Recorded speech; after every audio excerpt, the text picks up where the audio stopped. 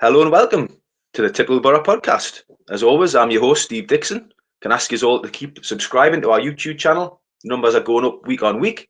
If you're listening via other platforms, please rate and review. And you can catch us every Tuesday on the Red Radio after Dave Roberts, 6 till 7. Well, I'm pleased today, not just because Middlesbrough have got back-to-back wins for the first time in a lifetime, but I've got the three amigos back on my screen. I've got the ever dependable Graham Bandera. All right, Graham? All good. You all right? Good, yeah, good. Very good after yesterday. Yeah. And I'm delighted to say, we have him back. The dream team is back. Mr. John Cutler is back to reunite. St. Greaves, you're back, John. How are you, fella? Yeah. Welcome back to the podcast. It's good to be back. The dependable Graham and the non-dependable Cuts. So it's brilliant to have you back. The last time you were on, John, the last time was back-to-back wins against Queen's Park Rangers and Luton Town. Since then, 19 games, only 6 victories for me and Bandy to chunter over. And he returns after back-to-back wins against Stoke and Derby. Unbelievable. But that's what we're going to do.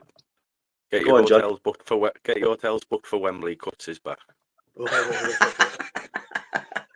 Well, it's going to be a good podcast because we're going to talk about 2 victories, which is a rarity on this podcast. So we're going to start by going back, obviously, to Stoke on a cold Tuesday night. Could Boro go there and win?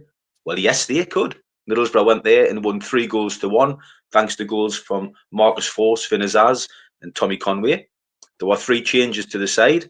Forss, Edmondson, and Azaz came in. Iniacho made way along with Bergzog and the injured Rav van den Berg. So I'll start with you, John Cutler. What did you make of the Stoke game? To be fair, they weren't up much, but I don't care. I've said all along, I don't care how we play as long as we pick up points, and we haven't done enough of that recently. In fact, it's longer than recently. For me, I was glad to see Whittaker and Azaz start together. They did really well at Plymouth together, and they very rarely played from the start together. One's been in, one's been out. They had a good relationship there, and I think you can see that over the 2 games that they know each other's game, linking up well. Whittaker for me looked a lot better yesterday. He's had a lot of criticism since he came in, but for me, I can see something in him. I think he looks bright. He's lively. I think he works quite hard. And yesterday he had a few shots from outside the box, which Azaz does a lot and scores goals. So yeah, I'm happy to see them starting to play together, and let's hope they can rebuild what they had at Plymouth. It's a good point John makes there, Bandy, about getting that partnership with Whittaker and Azaz, which they had at Plymouth. Azaz has been in a bit of indifferent form. He's come out the side as Whittaker's sort of come into the side, which was a bit perplexing for me. But it's good to see Azaz back in form. 10 goals, 10 assists in a real struggling Middlesbrough side this season, Bandy. He's a real top player at this level for Azaz, isn't he? Incredible. I mean, we've dubbed him the Championship Zidane. It was fantastic, pre-Christmas. He had that brilliant spell, particularly at Oxford when he just ran the show, and he was superb. And then, obviously, he's alluded himself that he's been a marked man. They've put man markers on him all game, and he's found it tough. I just thought playing him left side yesterday sort of freed him up a little bit.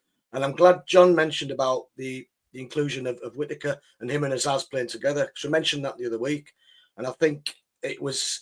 Azaz was integral in terms of bringing Whittaker to the club for them to play together, because they do form a formidable partnership, and I think we'll see that flourish between now and the end of the season. I'm just so pleased Azaz is back and back on form, because when he plays well, we play well. He's the catalyst for everything that we do, which is good. And there was some really, really good positive play at Stoke and yesterday. So long may that continue. We're looking better offensively, which is a positive, because that's the way we play.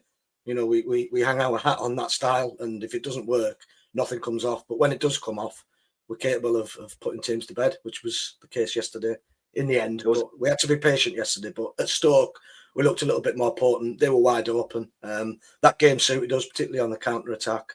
But two good performances, 2 slightly different performances. But yesterday was a slog. Stoke was a lot more comfortable and assured, but it's about getting over the line at this stage of the season, getting some points on the board, and just trying to push back up that table, which it looks like we're doing ever so slowly. Just going onto the Stoke game, Graham. Yeah. It seemed like, although we give away a poor goal, it was more of a Michael Carrick type performance where Middlesbrough had, were a little bit more solid than we've been for about 10 games. Were a little bit more organised, but we looked a threat on the break with Finn Azaz, in Conway, in Whittaker. And I never felt Middlesbrough were going to lose the game against Stoke, even when Stoke got back into the game. I felt Middlesbrough were in charge, and although it wasn't free-flowing Michael Carrick football like we all know, it was a little bit better, wasn't it? Defensively, as you say on the break, 3 goals, Michael Carrick's favourite scoreline away from home, 3-1. Once upon a time, we brought that back. It was good to see. Marcus Force, thought I'd mention him. Cuts back in the side last couple of weeks. Scored a raking goal, didn't he? Fantastic goal, Cuts. Are you pleased to see Marcus Force back in the starting 11? Well, I'm a big fan of him, mate. Obviously, he's had his injury troubles, but once they get him up and running, his work rate, his threat for a goal, I think he could be vital in the running, to be fair. And, well, he's got a cracking goal at Stoke, to be fair. It was. I think Carrick's still juggling that front line again. Obviously, with Doak being out, he's got options on that right-hand side to play Whittaker or to play Force. For me personally, I like Force on that right-hand side. I think that's his best position for us. I've never really rated him as a striker. I think the game's alien to him where he's in that position. So coming in off the right, on his right foot, he got a couple of shots away yesterday. He was a bit unlucky. He made a couple of good saves. And Whittaker as that 10 seemed to work. He's got almost a free roll in there, and he sort of weaves across that pitch, looking to get shots off on his left foot. So the dynamic at the moment has worked, but he has fiddled around with it a lot. Sometimes you have to fiddle it with it because you've got forced injuries upon us. But Force was excellent yesterday, as was Whittaker. So that's a positive. I think for me the strange thing is that through this run of terrible form that we've been on, arguably our best player, Bergzog, has been the one that's been omitted, and now we've got the 2 wins. But it's strange how football works, because, like I say, for me, he's been our best player consistently throughout the whole run of let's not sugarcoat it, dreadful form. Yeah. I mean, you made a good point there, Cuts, about Bergzog being omitted. I find it strange, and we're talking about Whittaker and Azaz. My only concern with Whittaker and Azaz is neither of them are blessed with pace. So if we're playing Iniacho or if we're playing Conway, who obviously aren't blessed with pace either, and obviously we've lost Latty a lot, I think we need somehow to get a bit more pace into the side if we're going to play the Michael Carrick way. Obviously, Doak coming back will be a huge plus. But while Doak's missing, me personally, I think Bergzog's got to start, because I think we'll lack. When we break on teams, it's noticeable that we're not breaking with that same pace and energy that we had in the past. Where would you start him, Dicko? Where would I start Bergzog? Yeah, I would probably play him maybe in the either 10 or on the right hand side. So where would you play Whittaker? I'm just playing devil's advocate here, because I think Conway needs to be that number 9. Yeah, well, Conway would be me number 9 for sure, and it's a difficult choice to make. But for me personally, I would have Conway up front. I'd have Azaz is the 10, and I would have Bergzog on the right. And now Whittaker, I know, doesn't play on the left, and that's the conundrum Michael Carrick's got to solve. It'll be easier when Doak comes back, certainly, to add more pace. But I just personally think Bergzog's got to be in that front 4. However you fit him in, he needs to be in that front 4 to give us that energy. When he come on against Stoke for the last 20 minutes, it was noticeable, the injection that he brought to the team, getting forward quicker on the break, that little bit of pace, a little bit of energy. I don't what we're being. Sorry, go on, Graham. I think that could be his role from now on. I wouldn't change things too much now. He's the bench. Well, yeah, from the bench, a 20-minute impact player when teams. All I would say regarding Whittaker is, as bright as he's been, and we've said he's looked good of late. At the moment, no end product. Whereas Bergzog, for me, he's proven he's got the end product. He's got assists. He's got goals. So, if I'm being brutally honest, I would still have Bergzog ahead. If it was a choice between the two, I would have Bergzog in just because he's produced the goods and maybe ease Whittaker into the side. I agree with you, Graham. Maybe Whittaker's better positions in the number 10. But Well, it's either that 10 or the right hand side. But once Doak comes yeah, in, he's not going to get a look in. Doak will be starting. well, So I that's think it. he's already trying to prime him for that 10 position. But Azaz did well on the left yesterday. And I think yesterday was interesting because he looked like he's been instructed to play closer to Conway. They were playing about 10 yards apart. And I think that comes from that link-up play with that brilliant goal at the end at Stoke. So that's something that we've got to be positive about as well. We do have some good options up front now, despite losing Doak for a lengthy period. So yeah, we can move forward now with a bit of hope, I think. I think Well, it's worth mentioning that Go on, John. when Doak does come back, we've seen a lot of teams double up on him. The space that Azaz and Whittaker will get then, due to him just being on the pitch, I think we'll see a completely different front line. We all know what a top player he is, and if we don't get promoted, he's more than likely not going to be. He's going to be playing his trade in the Premier League. But while he's here, I think getting back as soon as we can, and you'll see them two come into their own for me. I also think while Whittaker's starting to show glimpses of what he can do, I would keep him in the team. You don't want to just sort of pay him off a bit, while he's trying to find a bit of form. I think it's a matter of time before he just cuts in on that left foot and hits one top corner. So I agree with that. As I say, it's good options to have. It's just, my preference would be Bergzog would be in my starting 11. It's a good option to have. I've got no problem with Whittaker playing either. It's just if it was me picking the team, Bergzog would be in it just on current form and the fact that he's got goals and assists of late. That's just a personal choice. Where we don't have a lot of choice, guys, is in defence, because at Stoke, Edmondson went off with an injury. After the game yesterday, Michael Carrick revealed that he's got his leg in a boot. He's got a problem. He said he was going to be out possibly 2 to 3 weeks. Then later in the interview, he said 3 to 4 weeks. So Edmondson's probably going to be missing for a month. Rav Vandenberg was supposed to be back for Stoke. He didn't make Stoke, so we thought he was going to be back for Derby. But apparently, again, he's got a knee injury now. So you'd imagine Rav Vandenberg, I can't see him being back anytime soon. Luke Ayling obviously went off against Derby. So we've got a real problem if Luke Ayling doesn't recover going into the running. Is that a concern for you, Cuts? Yeah, it's a concern. I think because they asked him about it on Thursday or Friday, and he sort of said that they'll look, but he was happy with the squad. But I think that injury yesterday to Ayling sort of is going to force the hand. I don't know who's available, which free agents they are, how fit they're going to be. So they're not going to be ready to come in and start straight away. But I'm going to praise a player that I've given a lot of stick to since he's been here, to be fair. I think Neto's done really well the last 2 games. I'm not sure he's going to be the answer at centre half. I actually thought that they might have put, well, with us having Giles, I thought when Dykesdale played centre half under Wilder especially, I thought he looked pretty good, although that was mainly in the 3. But yeah, I think it's something that the club will definitely have to look into. But it's just what's available. It's pointless bringing numbers in if they're not going to be good enough. Yeah. As I say, it's going to be a problem moving forward. Can we get away with, as I say, playing Neto Borges there, or in the next couple of weeks if Johnny Howson gets up to speed, Johnny Howson could possibly slot in. It's going to be a lot of pressure on Dale Fry to keep up his current form, because I think he's been tremendous. I know Cuts hasn't always been a big fan of Dale Fry, but of late he's been a colossus at the back, and we're going to need him in this running, Graham, aren't we? Absolutely, yeah. I've always maintained he's probably our best defender, even though I don't believe his form has been great all season. I mean, he's been as culpable as anybody for chucking goals in. Let's not sugarcoat this. Defensively, we've been a shambles all season, and that's why we find ourselves still trying to get into a playoff position. However, the little reshuffle that we've had seems to have worked in our favour, to be honest. Ayling looked like a very capable centre-back. Unbeaten with Ayling at centre back, which is a good stat. It was like Baresi yesterday.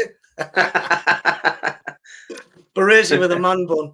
No, honestly, he played really well. And what I noticed about him, he was leading, because he was in that pivotal central position. He was able to lead and he was able to push players up the pitch. So we played quite high up the pitch and had them penned in. and he was very instrumental in getting that team up the pitch, really, particularly first half. Very sad to see him go off. Obviously, he went down. He's a bit of a warrior. He wants to carry on, and it obviously got the better of him, and he had to come off. But when Giles come on, I thought Borge did really well. Moved across into central defensive position alongside Fry. So we didn't really get tested too much. We don't want to get too carried away about how brilliant we were defensively yesterday, because Derby were garbage, to be honest, and Stoke weren't much better. So let's just keep our feet on the ground with that one. But it looks to me like there's been a sea change in attitude, probably since the Watford game when it all came to a head and they were booed off, rightfully. I saw shoots of recovery at Bristol City, despite losing the game and getting overrun. There was the work ethic was there, the camaraderie within the camp. They were clearly trying and playing for the manager. So that one we can forget about now. I think we're on the up with that one. So I've definitely seen a change, which is a positive. So while the players are putting in a shift and the manager's desperate to succeed, as supporters, we've got to embrace that. And I'm quite content at the moment with how we're trying to arrest this slide.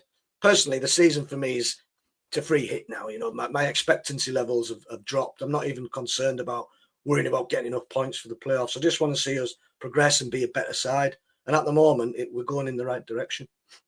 Before we get into Derby County, the Derby County game, just one thing, a plus point from Stoke for me was the fact that Middlesbrough still took over 1,000 fans on the Tuesday night down to Stoke, which I thought was tremendous. Every single one of them deserves a gold medal. And then you come into the Derby County game yesterday, and I thought I was expecting it to be pretty flat, pretty mundane, but I thought the atmosphere yesterday was actually fairly good, probably the best it's been for a good few weeks. Maybe that was because Derby brought a decent following up, and there was the Mel Morris, Steve Gibson carry on, and the fans were going at each other. But there was just under 26,000 there yesterday. I thought it was a decent atmosphere. At the end of the game, as like Stoke, you're seeing Bergzog and Neto Borges going to the fans and, fist pumping and this, that, and the other. Just what you were saying there, Graham, about your point about you've seen a slight change at Bristol, moving into the Stoke game, moving to the Derby game. Do you think behind the scenes there's been a coming together between management and players to sort of try and get that fighting spirit back into the group? Absolutely, 100%. I believe there has, yeah. I believe the chairman's been involved, the manager, the captains, some of the senior staff in the playing team. Yeah, I do. I think something's gone on, because we definitely have seen a shift in the way we approach games. We don't look as lackadaisical. We look a little bit more determined. Every player's putting in a little bit more. There's certain players who are putting absolutely everything into it, namely Bergzorg. Azaz has transformed his form. Borges has been brilliant. Like you say, the last 3 games, I think he needs to be singled out for praise. You see him going over to the fans. He's that one. He's that bridge between fans and players now, and it's reciprocated by everybody, really. So yeah, we've got to praise players when they're clearly trying to make a difference, and I think everybody's ramped the game up, which is brilliant. Really, that's all we want to see. We don't demand, we don't expect too much, but we expect a little bit more than what we've been offering over the last few months. And yeah, I think there's been a coming together. Probably something similar to when it went south under Karanka, and Grant Ledbetter sort of galvanised everybody, had a bit of a party, I believe, at his house, and got everybody together, and probably a few choice words as well. So I hope something like that's gone on, because that's what you need in a camp that's completely void of confidence. We seem to have transformed that quite quickly, which is brilliant. So yeah, long may that continue. I think something that we can knock on the head is that the players aren't playing for the manager, because for me, I think the change came at Bristol City away at the end of the game when Michael went over to the away end and was getting, let's be honest, he'll have been getting some dogs abuse, and although it's not personal, we're interested in results. It's a results business. He understands that himself. But I think some of the players have obviously seen the abuse that he's getting.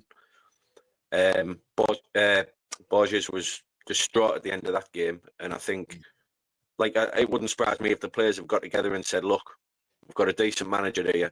He's backing us left, right, and centre. Even when some of the fans don't believe half the things he's saying at the end of the game and disagreeing with him, he's never publicly come out and had a real go or individual players."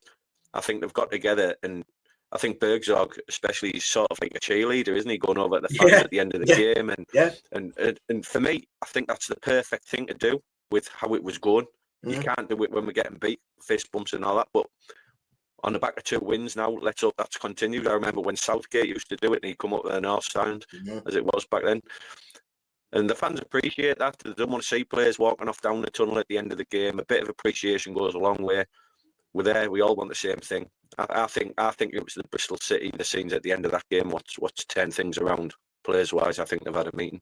I think you're spot on. Sometimes it happens. Yeah, sometimes it happens, isn't it? It needs something really bad to happen for good things to come back and happen, if that makes sense. And I agree. There's been a little bit of a shift change. I think some of the leaders in the group, both in coaching staff and the playing staff, have tried to galvanise things a little bit, because they can see the season's going to slip away, and it's, it is still there for them, which we'll discuss shortly with the games coming up.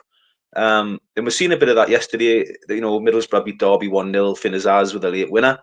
But I thought, although it wasn't a great game, Derby just sat with two banks across the defence and the midfield, and just said to Middlesbrough, try and break it down. And Middlesbrough huffed and puffed, and they got in a few times in the first half and not so much in the second half. But Middlesbrough kept going, and they need a little bit of credit for that. One thing that started off for me early in the game was, and I'm going to give him a bit of credit, which is Mark Travers, the goalkeeper. Yeah, because he's coming for a little bit of criticism from him starting. I give him the big build up that I think he's a really good goalkeeper and would do well. And then a few goals were going in that you wouldn't expect him to concede, but his form's picked up. The saves have started to happen. He looks a real leader on the pitch himself. Actually, he's a big lad. He shouts and balls his defence.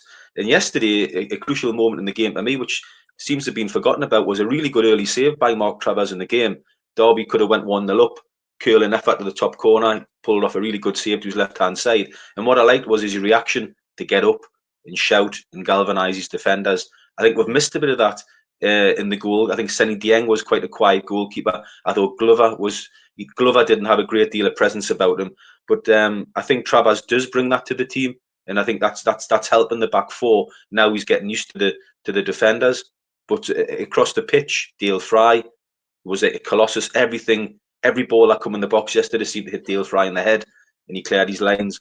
John, you've mentioned Neto Borges' performance, driving the team on.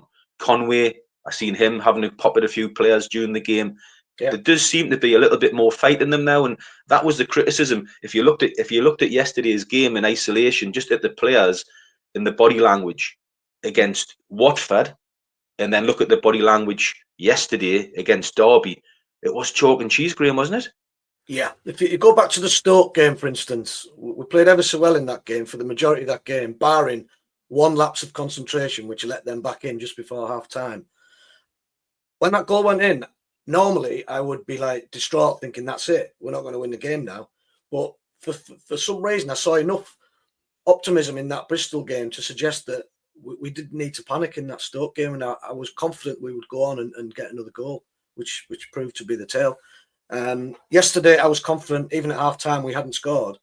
I was confident that we would go into that second half and we would score, even though the second half was a massive, massive slog. It was hard watch at times because they ramped it up a gear. They tried to keep us penned in our half.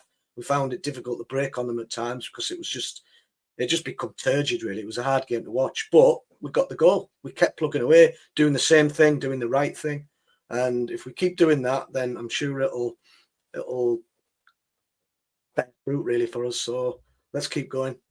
But yeah, it wasn't a pretty game yesterday, but first half I was quite encouraged by the way we played, and I knew we'd get our rewards at some point. Cuts the goal by Finn Azaz was just, ball comes in the box. I think Conway has a go at it first. It breaks back to Iniacho, who tries to volley it. It bounces off the Derby defender, and it falls to Finn Azaz. That was a class finish, wasn't it, Cuts? Yeah, we know what he can do, Finn. He's a scorer with some great goals, to be fair. It was good technique. Keeper didn't stand a chance. The one thing I noticed, Iniacho was on he must have ran 20 metres to go over and celebrate, which shows that the players are together. They all ran over. I don't want to put a dampener on it too much, but Stoke were dreadful, and Derby, I think, are the worst team I've seen over 2 games in the whole time I've watched Championship football. They're absolutely horrendous, but we kept going. We scored the goal and we picked up the 3 points, and ultimately, that's all I care about. Let's see, there'll be bigger tests ahead. We were talking about Ayling yesterday at centre half. If we were going into, for example, the playoff final against West Brom and Adam Armstrong's up against Ayling, I'm petrified, to be honest. So if there is something out there for us to get a centre half, it's definitely something we need to look into. He was good coming forward with the ball, like Graham said yesterday. But I think, to be fair, I think we could have played centre half yesterday against them because they were that bad. But 3 points, optimism. Let's be positive. Yeah, I'm just gonna go opposite on that for the moment. It was my first back-to-back win since November. But if that game had finished 0-0 yesterday, I still think there would have been a lot of unhappy Middlesbrough fans leaving the Riverside Stadium yesterday. We got the goal, but there was the one thing that slightly still concerns me is the manager. And what I mean by that is, second half, we weren't as good as we were the first half. Was clearly struggling to break Derby County down. And the only way you can get in against teams that sit with 2 banks of 4 is to either get in behind them with pace, score from a set piece, or a bit of brilliance. Thankfully, one of those things happened, which was a bit of brilliance by Finn Azaz. However, again, his lack of understanding of what we needed to win the game from Michael Carrick, for me, was perplexing. I was looking at the bench thinking, you need to get some pace on here. You've got Bergzorg, you've got Illan Jr. We need to get some pace down the wings to try and get in behind. And then I looked at the bench, and at last he's bringing somebody on, and I see Iniacho coming on. Now, with the greatest will in the world, he hasn't showed anything for me in Iniacho to warrant coming on. Certainly ahead of Bergzorg. And the one thing he does lack is pace. And I thought I couldn't, for the life of me, understand that decision. And then we'll go 1-0 up with that individual bit of brilliance by Azaz. And then the board goes up again, and he's bringing Illan Jr. and Bergzorg on. And I'm just, at the moment, we got away with it yesterday. We got the 1-0 win, just back-to-back wins. We're looking up the table. But Michael Carrick, for me, is still a worry tactically. I don't know what you think, John. Actually, I'm going to bring John in on this because since you've been missing on the podcast, you've probably heard me ranting and raving on different occasions regarding Michael Carrick and his tactics. So I know it's an easier time for you to come and answer these questions now after 2 back-to-back victories and stuff like that. But what's your honest assessment, John, of Michael Carrick's time at the club and Michael Carrick at the moment? How it's going? What do you think's the future for Middlesbrough Football Club? Is the future with Michael Carrick, or if we don't make the playoffs in the summer, would you be in favour of a change? Well, I'm a big fan of Michael, but the run of form that we were on prior to Stoke was unacceptable with this squad. And I said before the start of the season, if this squad doesn't make the playoffs, unless obviously you get a massive crippling injury list, I said if this squad doesn't make the playoffs, that'll have been the target bare minimum, then Michael would go. And I still firmly believe that. People talk about who's out there and who would come in to replace him. Well, if you look at Bournemouth, Brighton, etc., they've gone with foreign managers that weren't really known. Sunderland this season, their fans will have thought, who is he? And he's come in and done a really good job. So there is managers out there that would come in, and although we're not a big club with regards to the Premier League, we are still a big club in this country. One that would be a good job opportunity for an upcoming manager that wants to cut his teeth and do really well, and ultimately to move on to something better would have to do well at this football club. So he's certainly not immune from any criticism. I thought Bristol City away was the perfect example of that. I thought after an hour, some of the players were absolutely shot leg-wise, and how he didn't make a change, I'll never know. I thought as soon as they equalised, they were going to go on and win the game, which happened. But counteract that with what you were saying about yesterday and saying about bringing Bergzorg on and a bit of pace. Ultimately, Michael got it right yesterday because we got the 3 points. But it's happened far too often where that hasn't been the case. His in-game management is something that a lot of the fans question, rightfully so. We pay our money. You can say what you want within reason.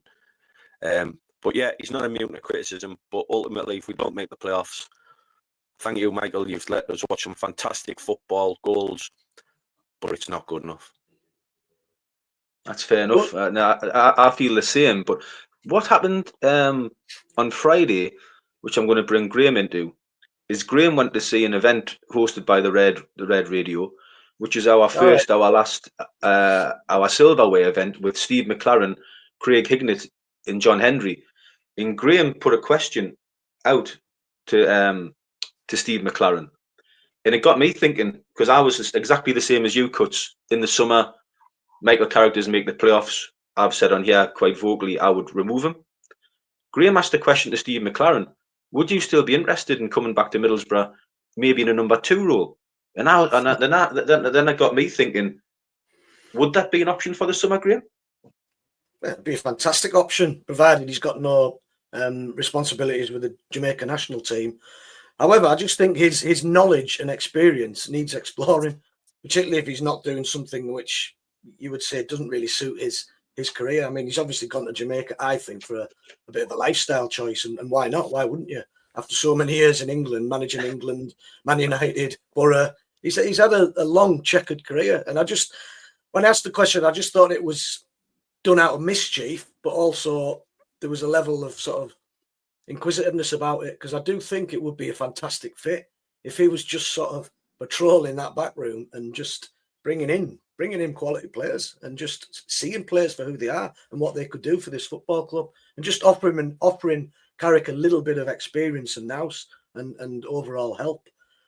So I was pleased that the question was asked. It was just because to sort of suit my own sanity, really. I just wondered what his response would be, and I was really delighted with his response, because it was eloquent and it was respectful, and he spoke very, very highly about Carrick, and he compared Carrick's situation now to his situation at Boro when he first came to Boro, when he had an absolute nightmare of a start. Got smashed the first 4 games. First season wasn't great. Second season wasn't particularly great either. It took him a good 3 years, and he described it in his own words as it was almost 3 years of hell before he finally got some reward for the hard work he put in.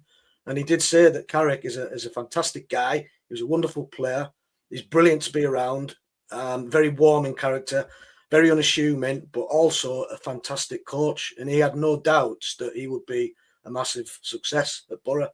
So that was the answer I was looking for a bit of reassurance for myself, really, in the hope that he can continue at Boro and be a very, very successful manager. There's definitely something there in him where you think, yeah, I could see it happening. He did look dead and buried, I must admit. Sheffield United game, it felt like the end for me.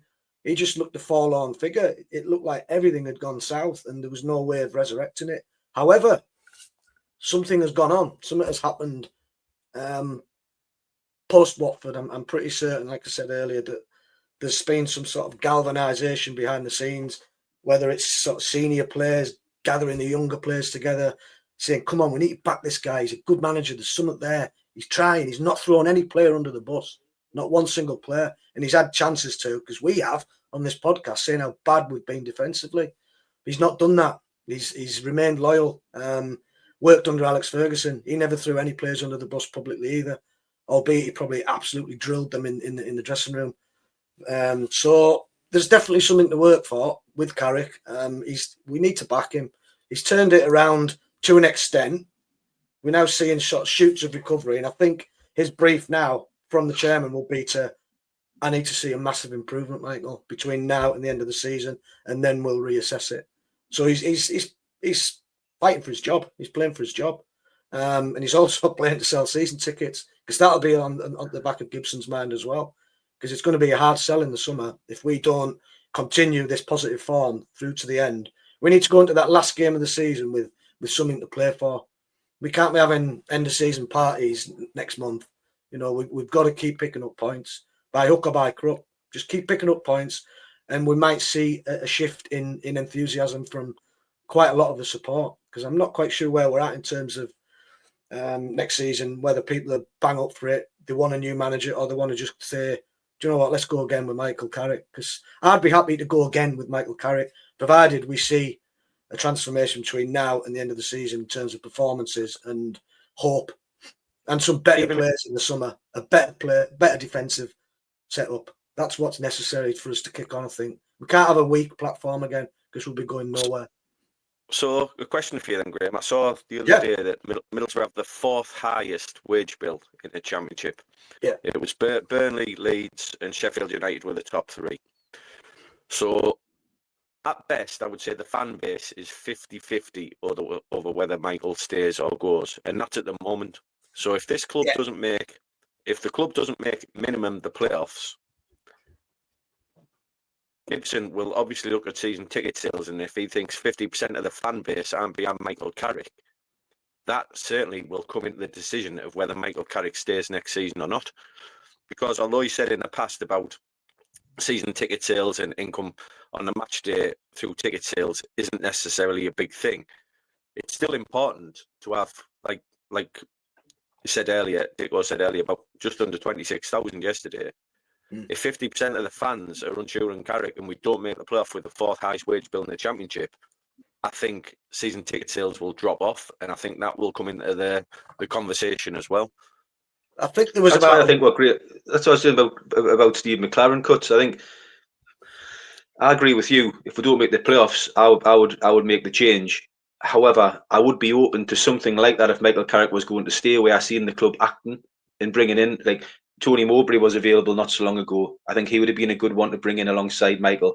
Tony Mowbray is obviously away at West Brom now. Good luck to him there. But Steve McLaren, that should be an option that the club are actively looking at, because he's what Steve McLaren was when he was younger was a great coach. He wasn't a great man manager. He was a great coach on the training ground, and I think his knowledge in and around that group, with the talent we've got in the squad, and Michael Carrick to learn off him as well. You know, as an up and coming coach, and he's worked with Steve McLaren for England. He's worked with Steve McLaren at Man United. To me, it would be a good fit. But if we don't make the playoffs, something's got to happen behind the scenes to show that the club have a plan moving forward. Because let's not make no bones about it. You know, we've sold Latte Lat. We've got probably a really good budget next season in terms of being able to bring players into the football club. We would be an attractive option for many managers, as Cut said, around Europe, because they would say, look at 25,000-26,000 there every week. Great stadium, great training ground, good squad, and also your budget next season is going to be in the top 4 in the division again, because we've got money to spend. So there's a lot for Steve Gibson to think about in these next 12 weeks, which we'll go into in a moment, are going to be crucial for Michael Carrick. But before we get into that, I'm just going to plug our sponsor, and I'll come back to you, John. Just give us 2 seconds. Just want to plug this sponsorship because I don't want to forget. Midas Claddon in Middlesbrough obviously sponsor this podcast. We're grateful for that. And I mentioned last week that we're going to give away sort of a dual prize giveaway for February and March, and we've put it out on the social media. I think it was yesterday. We're going to give away 3 90s retro kits. Like, one of them's the one I'm wearing, but in red and in blue. The 3 kits, they're all available on the club website if you want to go and have a look. So all you've got to do is retweet on X the prize tweet and follow the Typical Boro podcast on X. And what we'll do is, the draw is going to close on Friday, March the 7th at 5 p.m. And what we'll do is we'll announce the winners on next Sunday's podcast, and the winners will be contacted by producer Sophie after the podcast. So as I say, it's a 3 retro kits, ICI red with John Hendry on the back, white with Paul Wilkinson on the back, and blue with Craig Hignett on the back. So 3 strips up for grabs. Right, I'm going to come back to you, Mr. Cutler. Go on, yeah. Just a quick counteracting argument on the Steve McLaren thing. You just talk about being a good coach. So we'd be bringing in another good coach to go alongside someone who was universally credited with being a good coach. His previous jobs since he left this football club have been pretty poor, to be honest. And with regards to what he would do for us, I'm not too sure what having him in.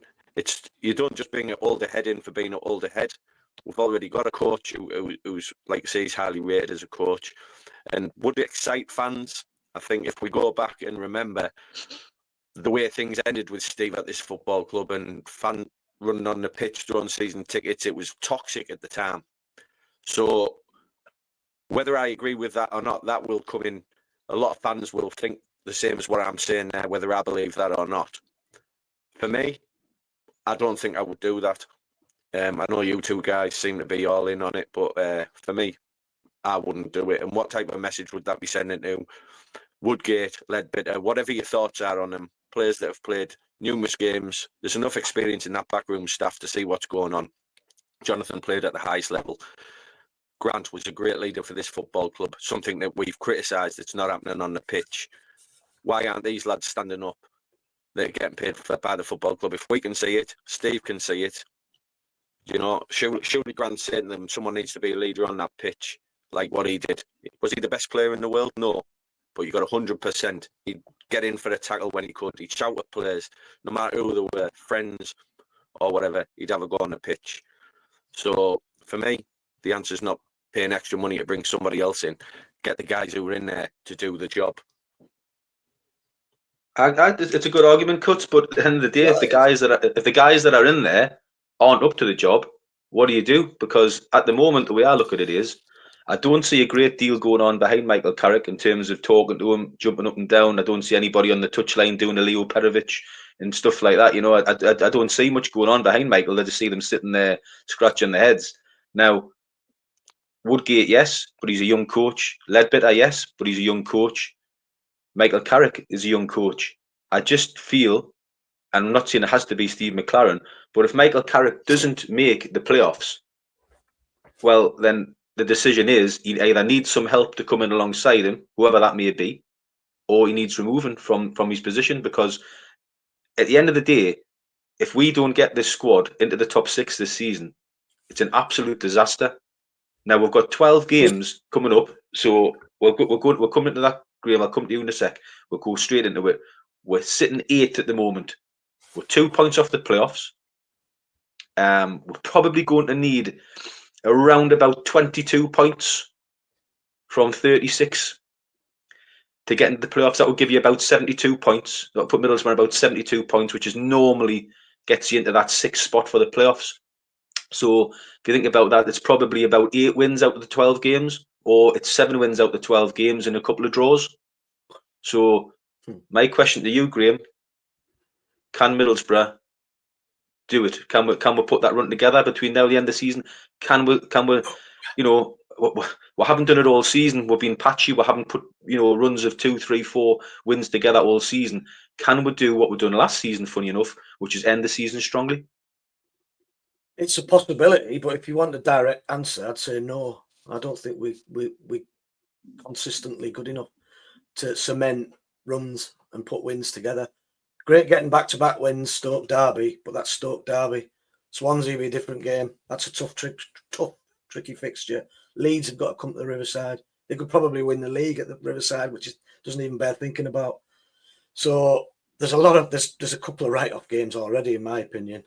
So it's tough. It's going to be tough.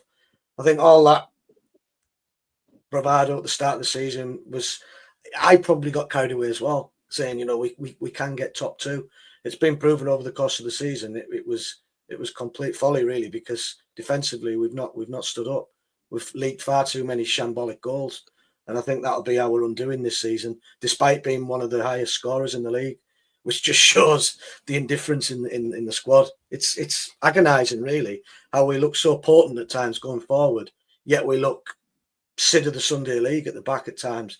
We look terrible. So we've got to find that balance. That's Carrick's job, not mine. It's my job it's my hobby, really, or interest to comment on things, on what I see. And you can only say it as it is. We haven't been good enough defensively. We've been weak. We've had a tragic period of mid-season football. It's been desperate, really, really desperate. And that's why we're bringing questions like, should McLaren come in? Should Carrick go? Should the backroom staff be cleared out? Let's get back to my point about McLaren. It was a mischievous question, not a question that I wanted to happen. I don't necessarily desperately want him here. I don't think there's a massive need for it, but it was just I was just curious as to how he would answer it. And like I said, he answered it in a respectful and dignified way.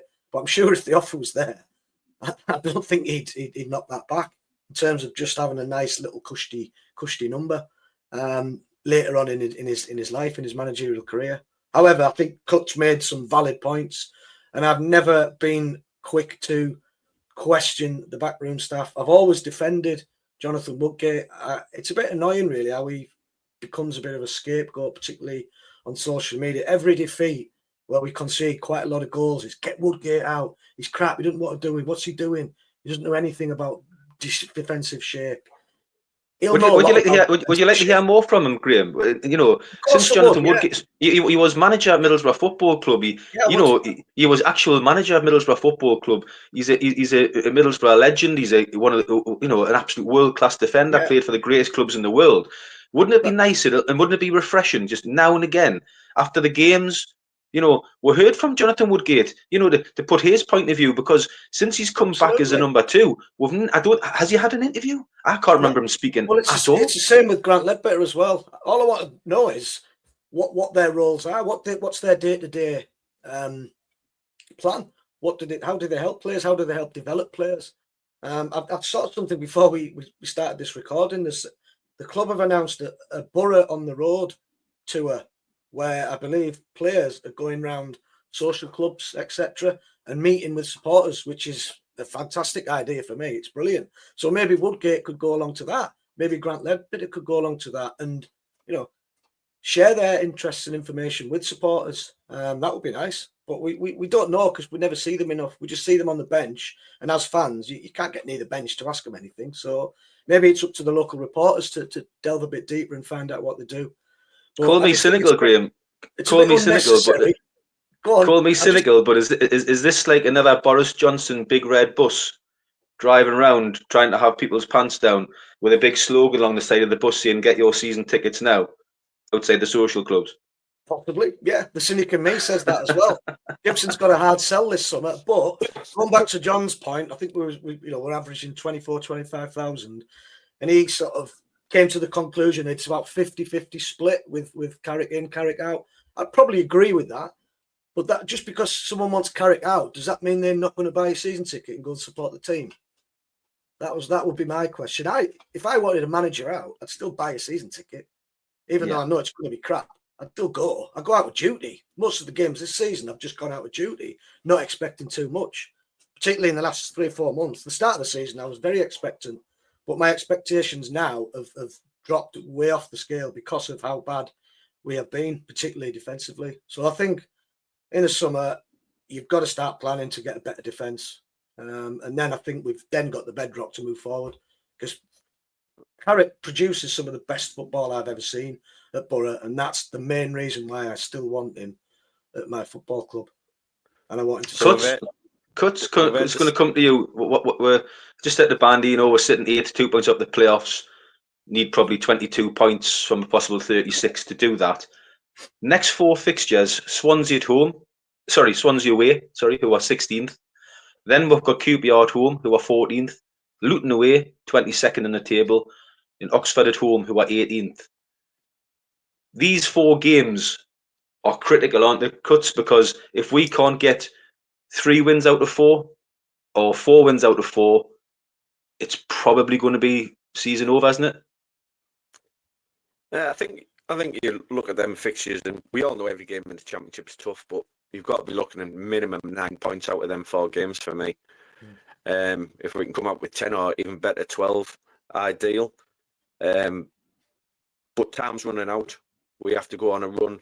Like we've proven in the past that we can go on 6, 7, 8 games unbeaten, with the bulk of them being wins, not draws. We're playing catch up now. We've got to really put our foot down. Do I think we can do it? Yes, I most certainly do, because even at the start of the season, when we lost a few games, we were dominating for maybe an hour. See, this is what we've missed in this podcast, Bandy. We've missed positivity like that. Despite what's gone on, Cuts is back, and he's still got us in the playoffs. We've missed this. No, well, he's got a point. We're only 2 points off. I just think we've just got too many deficiencies. that aren't going to go away between now and end of the season. That's just being brutally honest. I think we'll just fall short, and then we'll have another pre-season of hope. Can we do it next season? Which you've got to give Carrick another opportunity. I'll tell you what's going to be key, and I'll come back to you on this, Cuts. I think what's going to be key, if we are going to do it and do the run that you think we can do, I think a certain Ben Doak's going to hold that key, Cuts. Do you think? Yeah, I mentioned earlier, I think it's going to be massive when he gets back, just to free up space for other players, as Whittaker will certainly benefit from that. And we know going forward how good we can be. It's weird because at the start of the season, we were keeping clean sheets but couldn't score. And then it massively turned around and we went on a run where we were scoring goals left, right and centre. Now, I said at the start of the season, when we play to our ability, we play some of the best football in this league, and I think we can beat any team in this league, and that includes Burnley and Leeds. We've drew twice with Burnley. They keep clean sheets galore. There's not a team in this league that we can't beat, but sadly, there's not a team in this league that we can't lose to, and we've proved that. We are consistently inconsistent. Now, there's always a team that comes through at the end. I see no reason why this team can't make the playoffs. Like I've mentioned earlier, 4th highest wage bill in the Championship. It's how you spend that money.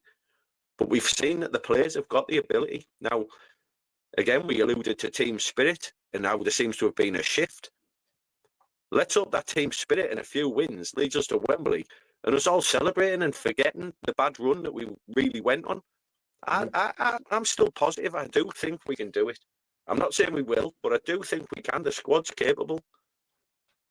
There's always one team that comes from nowhere, Graham. There's always one team that comes from nowhere in the playoffs. And it's funny, I was talking to the Harrogate Hounds before the game yesterday, and the one thing I said to them was, if Middlesbrough did make the playoffs, I think it would be the most Middlesbrough thing ever for us just to go and win it, because we've been really poor all season, so inconsistent.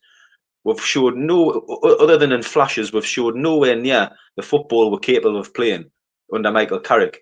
Now, can you imagine the adrenaline boost our squad would have if we somehow put together the 7 or 8 wins out the last 12, got ourselves into 6th place, Ben Doak's back fit, Rav Vandenberg's back fit, and we're going to the playoffs with everybody thinking where they came from?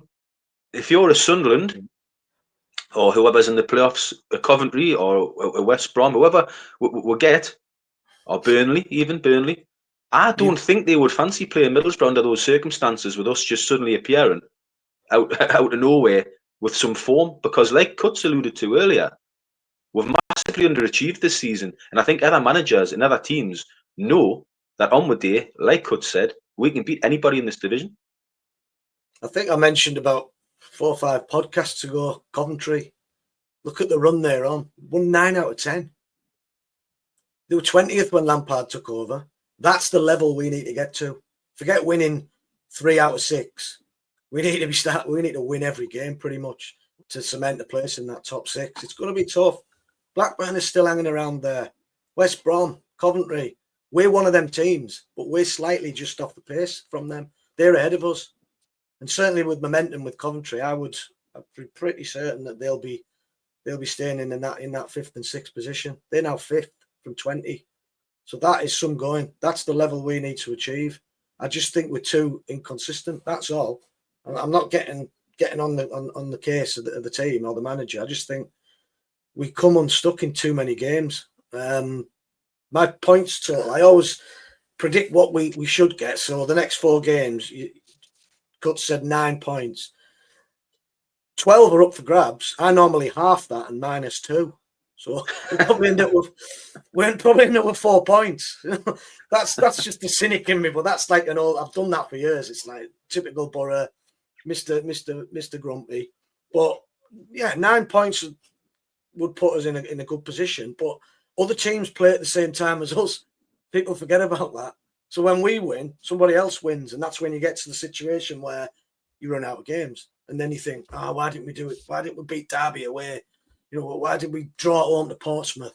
It's all ifs and buts. So I'm not even worried about playoffs, not interested. If we end up in it, we deserve to be, because we've gone on a bloody good run. If we don't end up with it, then you look back and think, we were crap for 3 months. all throughout Last Christmas, it was a complete write-off. So last game of the I'm season, Cuts. watching each game and just see what unfolds. Last game of the season, Cuts. Could be tasty if things go to plan. Coventry away. Frank Lampard against Michael Carrick. Surely not again. Well, why not? Why not? This is football. Strange things happen, and if we did manage to get them in the playoffs, if we're lucky enough to get there, and they're there, Let's just say we owe them one. it'd certainly be sweet if we could turn them over. You made a good point though. When we played Norwich in the playoffs, although we'd beaten them twice in the league, they'd come down and they still had Premier League players. I was very wary of Norwich in the playoffs that season, and I think if we do make it, Sunderland have beaten us twice. Sheffield United have turned us over. I think there's not a team in that playoffs that would fancy playing us when you look at this squad, when they've seen what we're capable of. Still managers are coming out and saying what a good squad we have and how good our football is at times. Even their fan bases wouldn't be confident against playing us. Would we be confident? It'd be 50-50 for us as well, because we've seen both sides of the coin this season far too often. Yeah. But I'll stick my neck out and say, if we perform as well as we can when we make them playoffs, that we will go up at Wembley. If we perform to the standard that I know going forward we can. Imagine Doak. I know it's getting ahead of ourselves. Doak on that Wembley pitch, massive pitch. That's Whittaker, space. Hackney running forward with the ball. Morris, controlling the game. Big fan of Morris. Can we do it? Yes, we can. Glass half full, chaps. Well, we'll leave it there. I can't wait for next week's podcast to sort of go through Swansea 3, Middlesbrough 0. But we'll leave it with a positivity, and air positively. Cuts has come back. We've got to leave it positive. I agree with Bandy.